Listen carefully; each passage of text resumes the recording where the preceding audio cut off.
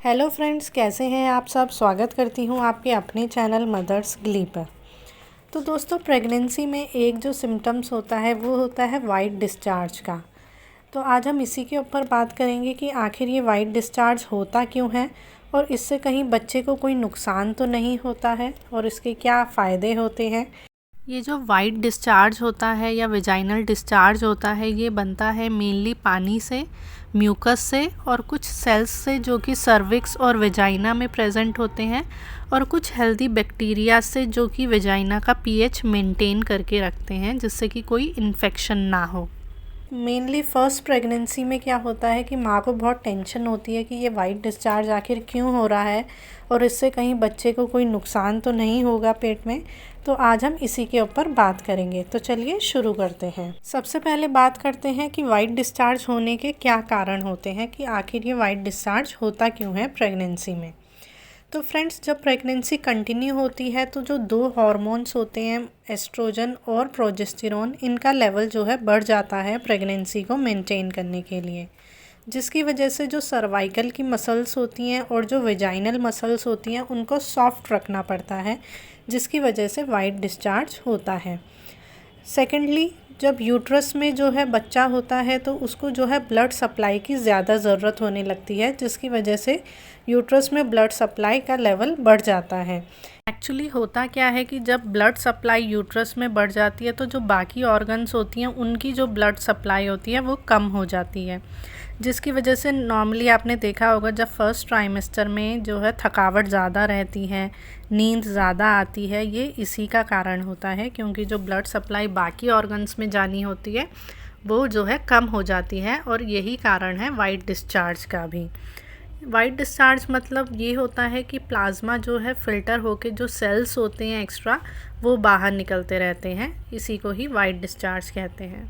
तो ये white discharge भी किसी महिला को ज़्यादा होता है, किसी को कम होता है, तो ये सभी नॉर्मल होता है। जैसे लगा लीजिए, जैसे किसी को पसीना ज़्यादा आता है, किसी को कम आता है, तो ये सारी चीज़ें बिल्कुल ही नॉर्मल है प्रेगनेंसी में। तीसरा है कि सर्विक्स में जब प्रेशर पड़ता है, जैसे जैसे बच्चा बढ़ने लगता है, जैसे जैसे बच्चे की ग्रोथ होती है, तो उस प्रेशर की वजह से भी वाइट डिस्चार्ज होता है।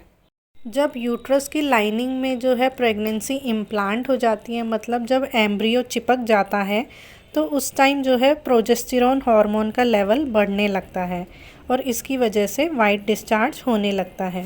और जैसे जैसे प्रेगनेंसी आगे बढ़ती रहती है तो ये जो वाइट डिस्चार्ज होता है, इसका जो कलर होता है, इसकी जो क्वांटिटी होती है, इसका जो वॉल्यूम होता है वो भी चेंज होने लगता है। शुरू का जो फर्स्ट तिमाही होता है उसमें जो है वाइट डिस्चार्ज जो है पतला होता है, और जैसे जैसे प्रेगनेंसी आगे बढ़ती है और लास्ट के ट्राइमेस्टर तक ये जो है थोड़ा गाढ़ा होने लगता है और इसका जो क्वांटिटी होती है वो भी ज़्यादा होने लगती है। अगर आपका white discharge milky white colour का है और इसमें कोई स्मेल नहीं है, आपको कोई भी इरिटेशन नहीं हो रही है, तो इसका मतलब ये एक नॉर्मल वाइट डिस्चार्ज है जो कि एक प्रेगनेंसी में ज़रूरी होता है। लेकिन अगर आपके वाइट डिस्चार्ज में स्मेल आ रही है, आपको खुजली हो रही है, आपको रेडनेस हो गई है, स्वेलिंग होने लगी है, तो ये इन्फेक्शन के कारण हो सकता है, और इसके लिए आपको डॉक्टर की सलाह लेनी है और आपको मेडिसिन्स भी खानी है।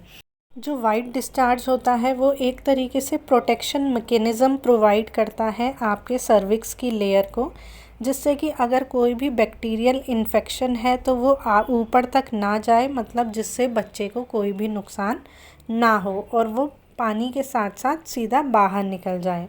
तो वाइट डिस्चार्ज के टाइम हम इन्फेक्शन को कैसे रोक सकते हैं जिससे कि बच्चे को कोई नुकसान ना हो। तो सबसे पहले अगर आप टैम्पून यूज़ करती हैं तो उसको बिल्कुल नहीं कीजिए, क्योंकि इससे जो है प्राइवेट पार्ट में आपके इन्फेक्शन हो सकता है और जो बच्चे को भी नुकसान पहुंचा सकता है।